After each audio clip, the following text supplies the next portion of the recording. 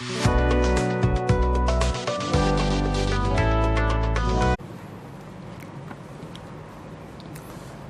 بالله من الشيطان الرجيم بسم الله الرحمن الرحيم السلام عليكم ورحمة الله وبركاته الحمد لله رب العالمين والصلاة والسلام على أشرف الأنبياء والمرسلين وعلى آله وصحبه أجمعين أشهد أن لا إله إلا الله وحده لا شريك له وأشهد أن سيدنا محمدا عبده ورسوله قالوا سبحانك لا علم لنا إلا ما علمتنا إنك أنت العليم الحكيم ولا حول ولا قوة إلا بالله العلي العظيم رب اشرح لي صدري ويسر لي أمري واحلل عقدة من لساني يفقه قولي أما بعد. Yang saya hormati barisan ahli jawatan kuasa Masjid At-Taqwa, Tuan Imam, Tuan Bilal, muslimin muslimat, para asatizah, ibu-ibu, ayah-ayah, para jemaah yang dirahmati dan dikasihi oleh Allah Subhanahu wa taala sekalian. Pertama-tamanya terlebih dahulu marilah sama-sama kita rafa'kan puji dan syukur kehadrat Allah Subhanahu wa taala di atas keizinannya, limpah rahmatnya, inayah, kasih dan sayang Allah Subhanahu wa taala. Sekali lagi kita dipertemukan pada malam ini, diberikan kesempatan untuk mendirikan salat fardu maghrib secara berjemaah, duduk di dalam majlis ilmu. Mudah-mudahan ada kebaikan, ada keberkatan, ada manfaatnya untuk kita laksanakan di dalam kehidupan kita dan dibawa bekalan untuk bertemu kepada Allah Subhanahu wa taala di hari akhirat kelak insya-Allah. Hadirin hadirat muslimin muslimat, para jemaah yang dirahmati dan dikasihi oleh Allah Subhanahu wa taala. Jadi alhamdulillah malam ni kita sambung balik kitab Al-Adabul Mufrad oleh Imam Bukhari rahimahullahu ta'ala. Pada malam ni kita dah masuk pada bab yang ke 49. Silap, bab yang ke 48. Ya, bab yang ke 48 dalam buku kita tu muka surat 81. Mohon maaf sikit ya, suara kurang sikit malam ni. Ya, bab yang ke-48, hadis yang ke-88. Baik. Bab 48 yang apa? Bab man da'a li sahibihi an akthir malahu wa waladahu. Bab pada menyatakan orang yang berdoa bagi sahabatnya agar Allah Subhanahu wa taala memperbanyakkan hartanya dan anaknya. Ada bincang khusus kan. Kadang-kadang kita jumpa orang, kita cakap kat dia, semoga dimurahkan rezeki, ya, semoga dikurniakan zuriat yang soleh-solehah, ditambahkan anak dan sebagainya. Rupa-rupanya apa yang kita doakan itu tercatat dalam hadis Nabi sallallahu alaihi wasallam. Baik. Hadis ni hadis yang ke-88. Haddatsana Musa ibnu Ismail qala haddatsana Sulaiman ibnu al-Mughirah an Thabit an Anas radhiyallahu anhu. Anas di sini Anas bin Malik ya.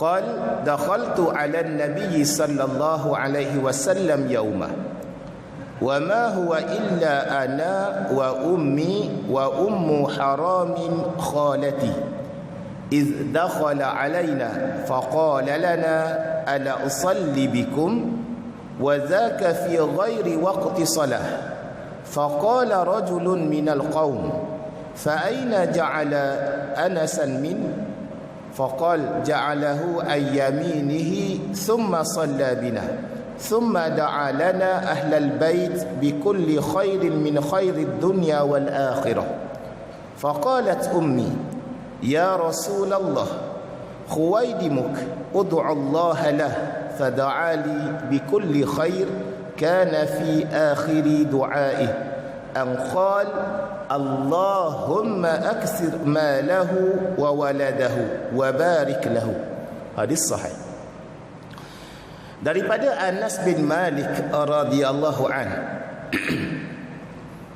Beliau telah berkata, aku telah masuk bertemu Nabi sallallahu alaihi wasallam pada suatu hari. Ni Anas ni adalah khadam kepada Nabi, ya. Orang yang berkhidmat untuk baginda Nabi sallallahu alaihi wasallam. Jadi Anas kata ada satu peristiwa lah.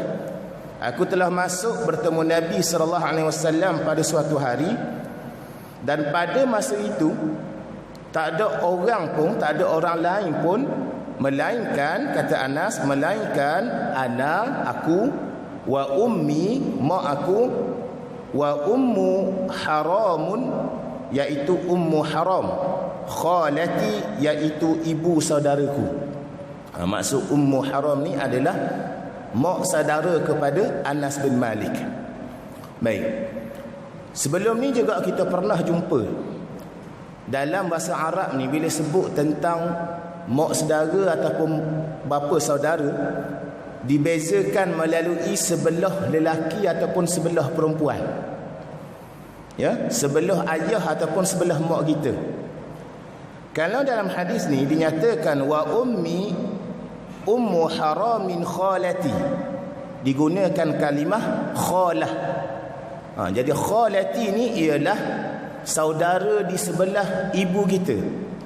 Kalau bapa saudara sebelah ibu kita disebut khal.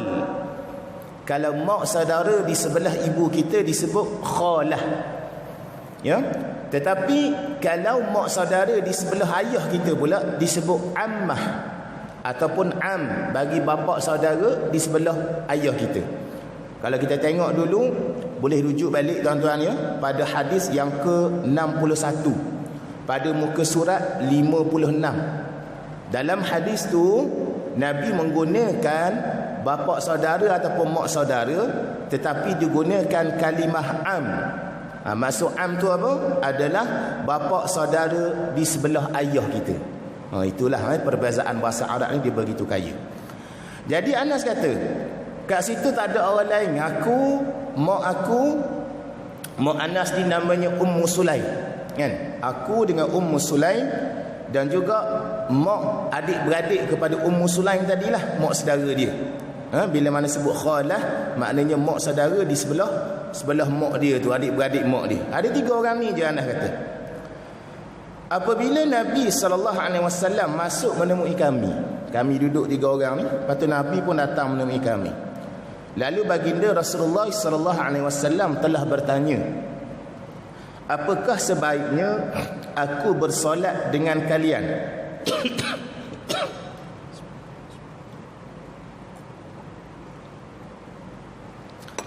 Apakah sebaiknya aku bersolat dengan kalian? Ataupun senang kita nak faham, Nabi kata, nak tak aku nak solat dengan kamu semua ni? Aku nak solat berjemaah dengan kamu ni. Sedangkan waktu itu bukan waktu solat fardu. Jadi kita faham di sini juga yang mana Nabi nak ajak solat berjemaah ni bukan solat fardu, tapi solat sunat lah. Jadi boleh juga solat sunat ni kalau nak buat secara berjemaah. Sebab Nabi kata ni, kan, nak dah aku nak solat sama kalian. Lalu telah berkata seorang lelaki daripada kami. Jadi orang yang dengar cerita ni, dia kata, di mana mahu ditempatkan Anas? Bila mana Nabi nak solat berjemaah tu, di manakah nak letakkan Anas ni? Maka Nabi SAW telah bersabda, tempatkan dia di sebelah kanan. Macam kita solat berjemaah lah, kalau ada lelaki 2 orang, imam duduk depan dan makmum tu duduk belakang sedikit sebelah kanan, ya. Tempatkanlah Anas tu di sebelah kanan. Kemudian Nabi SAW telah solat bersama kami. Solatlah, ya. Oh tadi tu yang 4 orang bersama dengan mak Anas dan juga ibu saudara Anas tadi. Kemudian selesai daripada solat, Baginda SAW telah berdoa kepada kami sekeluarga dengan segala kebaikan daripada kebaikan dunia dan akhirat. Dianjurkan kepada kita habis solat untuk doa. Nabi pun buat sebegitu, kan? Nabi berdoa untuk semua yang ada tu kebaikan di dunia dan di akhirat. Lepas daripada tu, ibu kepada Anas, Ummu Sulaim tadi, kan? Dia pun tanya Rasulullah. Dia bercakap kepada Rasulullah, "Wahai Rasulullah, khadim kecilmu tu siapa?" Anas lah, ya. Ummu Sulaim ni dia nak cerita kepada Nabi dan cerita dia tu nak tuju kepada Anas. Dia kata, "Anas ni, tolonglah engkau doakan kepada Allah untuknya. Boleh tak ya Rasulullah, aku minta kepada kamu untuk doa khusus kepada si Anas ni, khadim kamu ni." Lalu Nabi SAW telah mendoakan kepadaku dengan segala kebaikan, dan adalah pada akhir doa baginda Nabi SAW, Nabi berdoa, "Allahumma akthir malahu wa waladahu wa bariklah." Ya Allah, engkau perbanyakkanlah akan hartanya dan anaknya dan berkatilah dia. Ya, Nabi berdoa untuk Anas, "Ya Allah, berilah keberkatan, kebanyakan kepada hartanya, kebanyakan kepada anaknya, dan berkatlah kehidupan Anas ni." Baik. Muslimin muslimat, para jemaah yang dirahmati dan dikasihi oleh Allah Subhanahu wa taala. Boleh faham secara keseluruhan hadis tadi? Hikmah di sebalik hadis ni, apa faedah yang kita nak ambil? Yang pertama, di sini nak menceritakan tentang galakan. Mak ayah ni tuan-tuan, ibu bapa ni, kita semua mak ayah ni digalakkan kepada kita untuk bawa zuriat-zuriat kita, anak-anak kita untuk mendampingi orang-orang yang saleh dan orang-orang yang berakhlak mulia. Ya? Anjurkan kepada kita. Kalau jumpa, nak bawa pergi jumpa orang-orang soleh, alim ulama, bawa anak sekali jumpa dengan orang-orang soleh, dianjurkan kepada kita, seperti mana kisah Anas ni. Begitu juga dalam hadis Nabi SAW, kalau kita nak kenal seseorang, kita tengok dengan siapa dia berkawan, kan? Bila mana anak-anak budak-budak ni sentiasa didekatkan dengan ulama, maka minda mereka ni, pemikiran mereka, hati mereka sentiasa dekat dengan agama, insya-Allah. Al-mar'u ala dini khalilih, kata Nabi. Nak tengok seseorang, tengok bagaimana kawan dia atas agama ni, kan? Tengok kawan, agama kawan dia tu, begitulah gambaran diri dia. Ya, al-mar'u ala dini khalilih. Itu yang pertama. Yang kedua, dalam hadis ini juga memberitahu kepada kita bahawasanya dibenarkan meminta doa dengan orang yang soleh, kan? Ibu Anas tadi, Ummu Sulaim tadi, jumpa dengan Rasulullah, dia minta Nabi SAW supaya doakan kepada Anas. Ya, boleh kita minta seseorang, orang yang soleh, untuk doakan kebaikan untuk kita. Sama dalam satu kisah, kalau kita ingat dulu kisah bagaimana Rasulullah SAW bagi tahu dekat Umar. Dia kata apa dekat Umar? Baginda bagi tahu dekat Umar, bila mana kamu jumpa seorang yang bernama Uwais Al-Qarni. Ingat kisah tu, ya? Jumpa dengan Uwais Al-Qarni, mintalah doa kepadanya. Maknanya hebatnya Uwais Al-Qarni ni sampai diangkat kemuliaan oleh Nabi SAW, walaupun Nabi SAW sepanjang hayat baginda Nabi tak pernah jumpa pun Uwais bin Al-Qarni ni. Jadi Nabi suruh Umar, kata kalau kamu jumpa Uwais, mintalah doa dengannya, kerana Uwais ni antara kebaikan dia ialah berbakti kepada mak dia sendiri. Ya, itulah dianjurkan kepada kita, dibenarkan untuk minta doa dengan orang-orang yang soleh. Dan yang ketiga, apabila kita berdoa, kalau kita perasan tuan-tuan, dalam hadis ni Nabi SAW berdoa kepada Anas dengan doa apa? Ya Allah, perbanyakkanlah akan hartanya, satu. Yang kedua, perbanyakkanlah akan anaknya. Dan yang ketiga, harta dan anak ni, ya Allah, berkatilah dia. Inilah juga suatu doa yang diajarkan kepada kita. Bila mana kita nak minta sesuatu hajat tentang keduniaan, kaitkan dengan keberkatan. Ya Allah, kan, murahkanlah rezeki aku, kurniakanlah rezeki yang barakah kepada aku. Kaitkan dengan keberkatan. Ya Allah, bagilah kepadaku zuriat, cucu, anak cucu yang soleh, yang salehah, yang membawa keberkatan dalam kehidupan. Ya, kaitkan dengan barakah tadi. Baik. Seterusnya kita pergi kepada bab yang ke-49.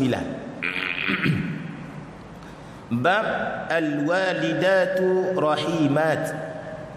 Bab pada menyatakan ibu-ibu adalah orang yang penuh kasih sayang. Hadis ini pun ceritakan satu kisah sangat-sangat cantik, ya, sangat-sangat indah kisah pengorbanan seorang ibu. Berada pada hadis yang ke-89 ni, ya, muka surat 82. Haddatsana Muslim ibnu Ibrahim qal haddatsana ibnu Fadalah qal haddatsana Bakr ibnu Abdullah al-Muzani an Anas bin Malik. Lagi sekali hadis daripada Anas bin Malik. Jadi 88 tadi pun Anas bin Malik, sekarang ni pun Anas bin Malik. Ja'at imra'atun ila Aisyah fa'a'tatha Aisyah 3 tamarat فأعطت كل صبي لها تمرة وأمسكت لنفسها تمرة فأكل صبيان التمرتين ونظرا إلى أمهما فأعمدت إلى التمرة فشقتها فأعطت كل صبي نصف تمرة فجاء النبي صلى الله عليه وسلم فأخبرته عائشة فقال وما يعجبك من ذلك laqad rahimahallahu birahmatiha sabiyaiha. Hadis sahih, ya, daripada Anas bin Malik radhiyallahu anhu.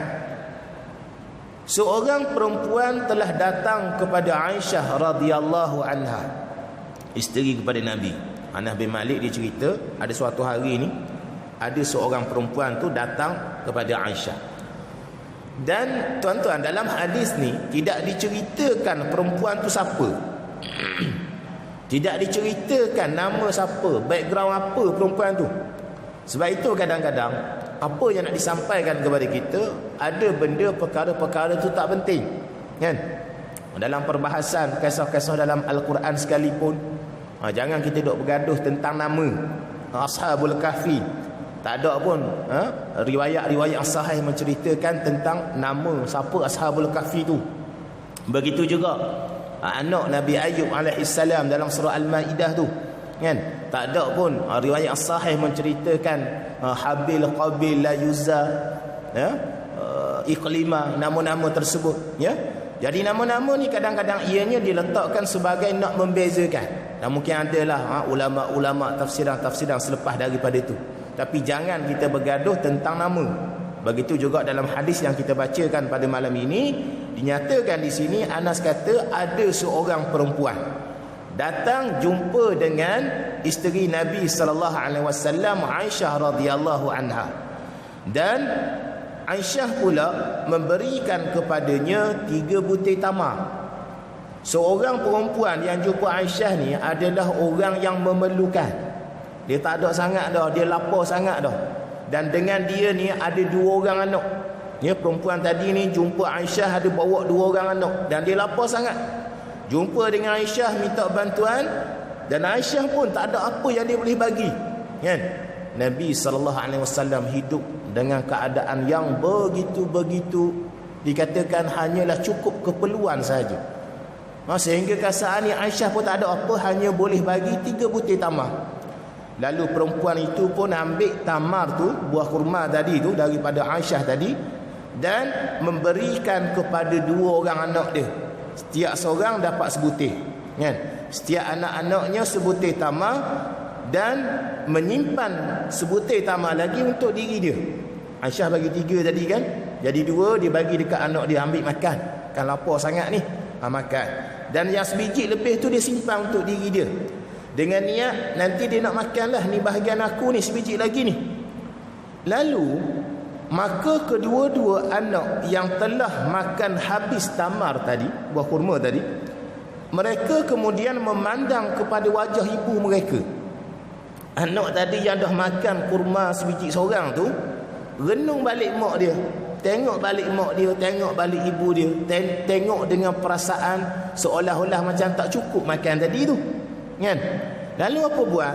Perempuan itu pun membelah tamarnya yang ada dengan dia, yang disimpan untuk dia makan tu, dia ambil, dia belah pula dua, kan? Belah tamar tu menjadi dua bahagian dan memberikan kepada setiap anaknya separuh tamar. Jadi hak dia tadi dia belah dua, bagi pula setiap seorang dapat separuh seseorang tu. Kemudian Nabi SAW datang dan Aisyah menceritakan kisah perempuan tu. Maknanya situasi ni berbeza, dua situasi yang berbeza. Satu situasi Aisyah dengan perempuan tadi, selesai dah kisah tu, lepas tu Nabi pun jumpa dengan Aisyah dan Aisyah nak cerita kisah yang berlaku dengan perempuan tadi tu, kan? Bila mana Nabi datang dan Aisyah menceritakan tentang kisah perempuan itu, apa jawab Nabi? Nabi SAW bersabda, apakah engkau takjub, hairan yang demikian itu, yang kamu duk rasa teruja dengan perihal perempuan tadi yang berkorban untuk anak-anaknya? Apa kata Nabi? Wa ma yu'jibuki min dhalik laqad rahimahallahu birahmatiha sabiyaiha. Sesungguhnya Allah telah merahmati perempuan itu kerana rahmatnya kepada kedua anaknya. Allahu Akbar, ya. Hebat pengorbanan seorang ibu. Kalau kita ni anak-anak muda, kita ingat bagaimana pengorbanan mak ayah kita. Ya, pernah kita bincang pada bab awal dulu. Mak ayah ni tak pernah pun skip dalam memberikan kebajikan kepada anak dia, kan? Mak ayah dulu tiap-tiap kali mesti nak bagi susu tu mesti baginya. Tak ada pun bulan tu tak payah beli susu lah, stop dululah, nanti bulan depan baru bagi susu pula. Tapi kadang-kadang anak dengan komitmen ke atas dunia, dapat gaji, mungkin letak apa benda ni, keutamaan nak bagi dekat mak ayah tu mungkin peringkat bawah. Sampai satu tahap tengok gaji tak lepas bulan ni, tahan dululah, tak payah bagilah, nanti bulan depan lah baru bagi dekat mak ayah. Tapi pengorbanan mak ayah kita begitu hebat, ya, kalau kita nak dibandingkan dengan pengorbanan seorang anak. Termasuklah kisah yang diceritakan dalam hadis yang ke-89 ni. Faedah hadis yang pertama, orang yang menginginkan keperluan, maksudnya orang yang nak meminta ni dalam keadaan dia sungguh-sungguh memerlukan keperluan, maka dikehendaki ataupun digalakkan kepada kita untuk memberikan bantuan kepadanya. Perempuan tadi itulah dalam keadaan susah, kan, nak sangat keperluan, dalam keadaan dia rasa lapar dan sebagainya, maka hendaklah kita beri bantuan kepada mereka. Berbanding orang yang memang dia ada dah keperluan tu, tapi dia saja-saja pergi minta nak tambah lagi. Ada juga orang jenis macam tu, kan? Banyak dah dia tu, keperluan dia tu, tapi saja tengok ada peluang ni, aku pergi minta ni boleh dapat ni. Jadi orang yang macam tu tak wajib pun untuk kita tolong dia. Jadi kena tengok keadaan, ya. Baik. Yang kedua, kedermawanan Aisyah kerana ia lebih mengutamakan orang lain dengan memberikan sesuatu yang dia miliki, walaupun benda tu tak seberapa. Sebab itulah juga tuan-tuan ibu ayah sekalian, dalam agama kita ni, walaupun bagi kita perkara tu kecil, tapi bila mana kita bagi dengan ikhlas, dengan niat betul-betul nak membantu, itu yang lebih baik berbanding orang yang bagi dengan kuantiti yang banyak tapi bagi dengan sekadar nak marah ataupun bagi dengan sekadar nak melepaskan batuk di tepi tangga, kan? Sebab itulah agama tidak lihat pada kadar kuantiti tu, tapi agama lihat pada kadar pengorbanan dan keikhlasan kita, kan? Walaupun kita kata letak duit RM1 dalam tabung masjid, tapi hak tu je dia ada hari ni, dia nak derma juga, maka dengan ikhlas dia itulah yang dilihat, yang dipandang oleh Allah Subhanahu wa taala. Dan yang ketiga, orang yang bersedekah hendaknya mengsedekahkan harta yang dimilikinya semampunya, sedikit ataupun banyak. Sama jugalah keterangan ni macam tadi kan, tak kiralah kuantiti tu macam mana, tetapi niat tu paling penting, mengharapkan keikhlasan dan juga yang terbaik daripada Allah Subhanahu wa taala. Ada hadis lain Nabi kata apa? Ittaqun nar walau bisyakkin tamrah. Ya, takutlah pada azab api neraka walaupun dengan kadar sebiji tamar. Kan? Nampak tamar tu kecil je. Tapi bila mana kita ikhlas, dermakan, beri bantuan kepada orang, maka insya-Allah akan dijauhkan daripada azab api neraka Allah Subhanahu wa taala. Baik. Seterusnya kita pindah kepada hadis bab yang ke-50, hadis yang ke-90. Bab qublatis sibyan. Bab pada menyatakan mencium kanak-kanak. Hadis yang ke-90. Haddatsana Muhammad ibn Yusuf qala haddatsana Sufyan an Hisham an Urwah an Aisyah radhiyallahu anha qalat jaa a'rabi ila an-nabiy sallallahu alaihi wasallam. Lagi sekali kita jumpa kalimah a'rabi. Beza ya. Arabi ialah orang Arab. Tapi bila mana jumpa kalimah dalam hadis menggunakan perkataan A'rabi, maksudnya orang Arab Badui, orang Arab yang boleh dikatakan yang jauh daripada tamadun, yang jauh daripada bandar, ataupun orang yang kasar sedikit lah. Itu maksudnya A'rabi, orang Arab Badui. Faqala atuqabbiluna sibyanakum fama nuqabbiluhum. Faqala an-nabiy sallallahu alaihi wasallam awa amliku laka an naza'allahu min qalbika ar-rahmah. Hadis sahih. Baik.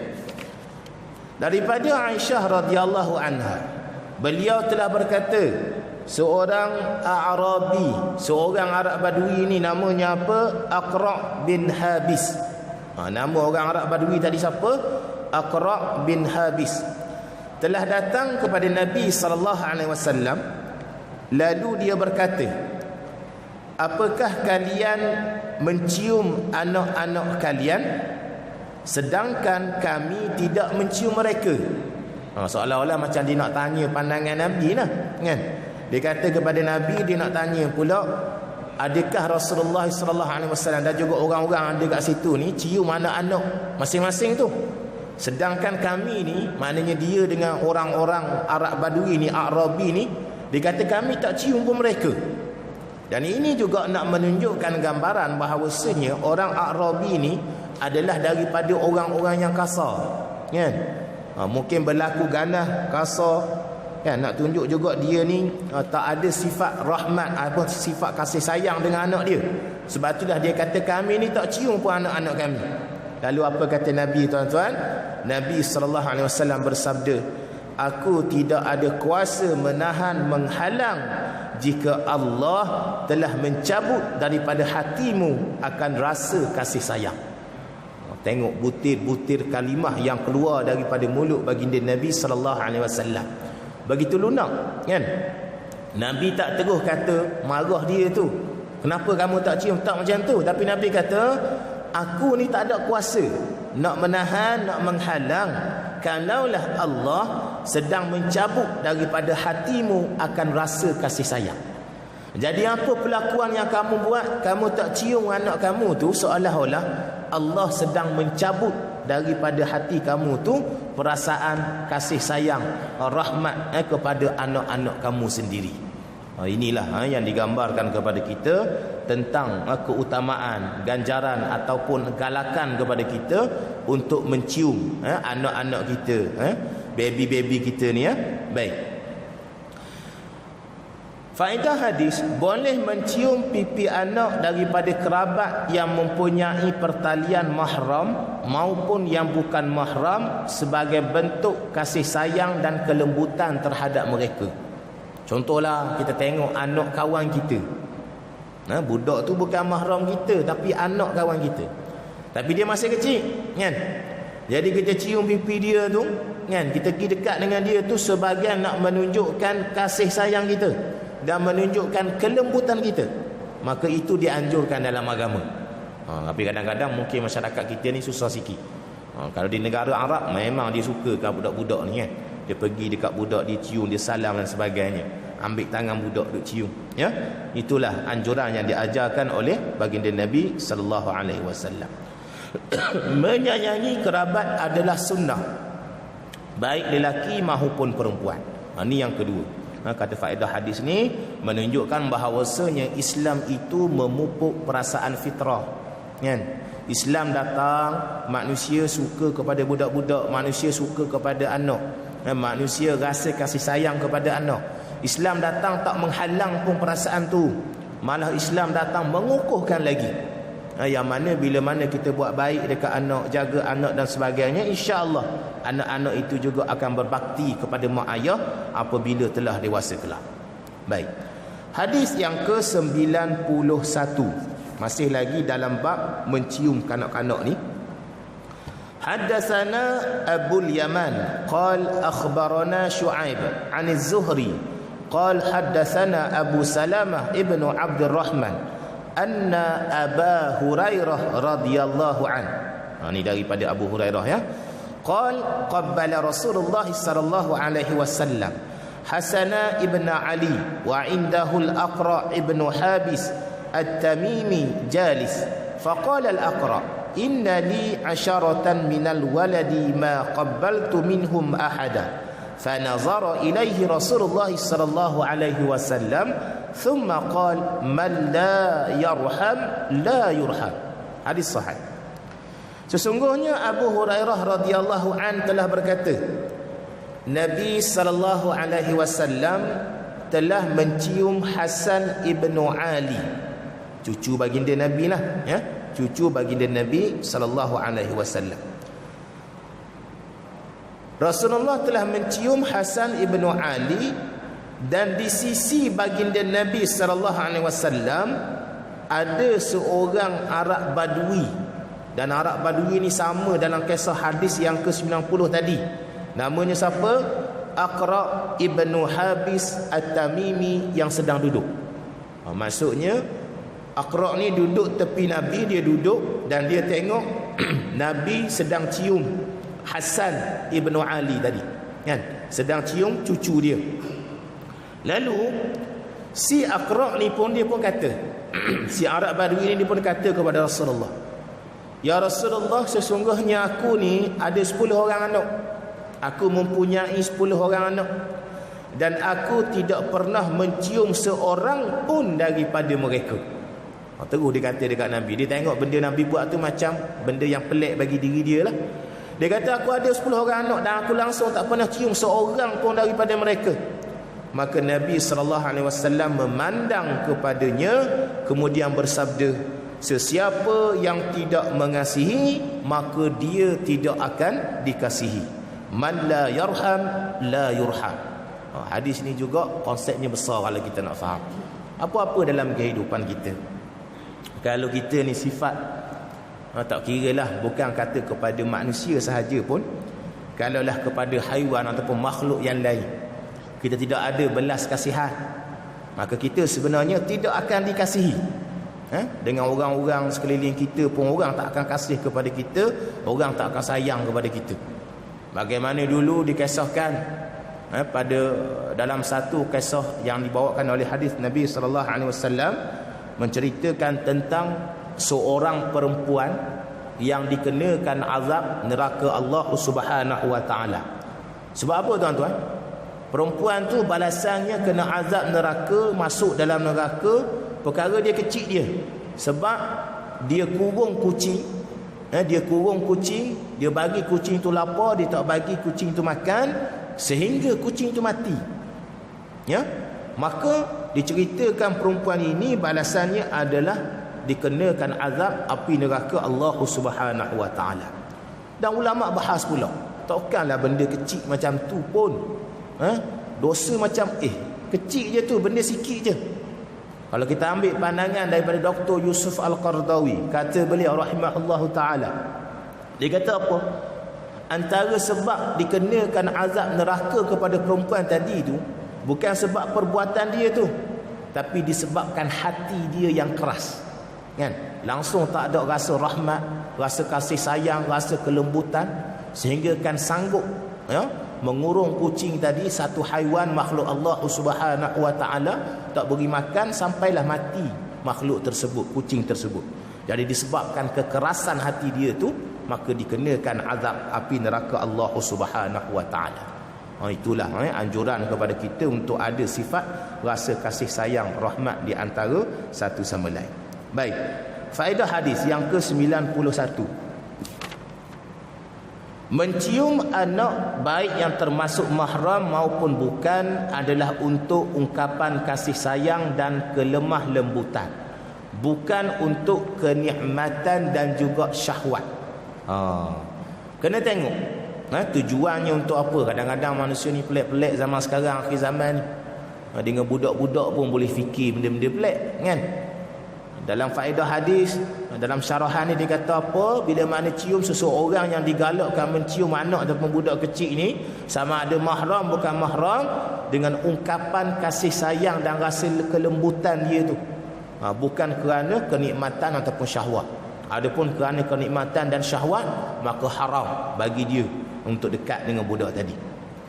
Yang kedua, orang yang tidak mahu menyayangi orang lain dengan cara berbuat baik kepada mereka, dia tidak akan mendapat balasan kasih sayang daripada Allah Subhanahu wa taala.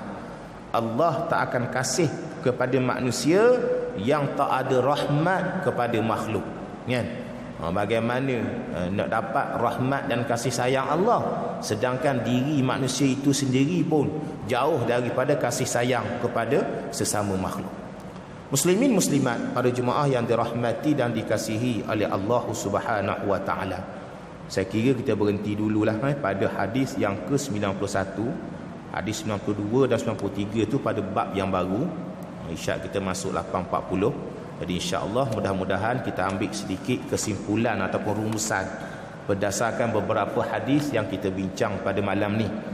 Yang pertama tadi kita masuk pada bab yang 48, menceritakan tentang anjuran untuk kita doakan kepada seseorang. Yang mana doa tadi Nabi doa kepada Anas supaya dibanyakkan harta, dibanyakkan anak dan diberikan keberkatan. Kaitkan dengan barakah. Apa-apa doa dalam kehidupan kita untuk dunia, kaitkan dengan keberkatan. Yang kedua juga kita bincang tadi bagaimana Aisyah yang dia ceritakan seorang ibu yang sangat penyayang, kan, pengorbanan seorang ibu bagi makan dekat anak sehingga dia berlapar. Dan Nabi kata apa? Perempuan tu dapat rahmat daripada Allah Subhanahu wa taala. Dan dua hadis yang terakhir tadi menceritakan tentang galakan untuk kita bersifat kasih sayang kepada kanak-kanak, kepada baby, kepada bayi, kerana itu juga merupakan tuntutan daripada Allah Subhanahu wa taala. Wallahu taala alam. Cukuplah sekadar itu, saya kira insya-Allah mudah-mudahan ada kebaikan, ada manfaat, ada barakah untuk kita bersama insya-Allah. Segala kekurangan, kelemahan saya mohon maaf. Yang terbaik itu datang daripada Allah Subhanahu wa taala. أقول قولي هذا وأستغفر الله العظيم لي ولكم والسلام عليكم ورحمة الله وبركاته. أعوذ بالله من الشيطان الرجيم. بسم الله الرحمن الرحيم. الحمد لله رب العالمين والصلاة والسلام على أشرف الأنبياء والمرسلين وعلى آله وصحبه أجمعين. اللهم زدنا علما وارزقنا فهما. اللهم أرنا الحق حقا وارزقنا اتباعه وأرنا الباطل باطلا وارزقنا اجتنابه. وصلى الله على سيدنا محمد وعلى آله وصحبه وسلم والحمد لله رب العالمين. تقبل الله منا ومنكم. السلام عليكم ورحمة الله وبركاته.